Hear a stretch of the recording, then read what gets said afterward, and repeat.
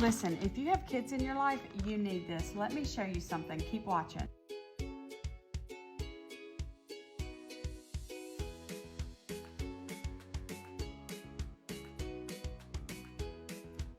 What do you think about this?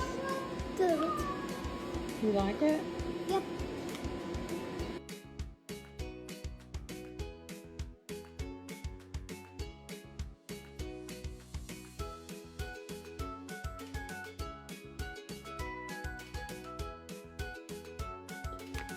That's the wrong place, though. You solve problems. Is there 2 of these, Mommy? What number do you see above read? 2. So that means there's 2 beads. Can you give me a thumbs up?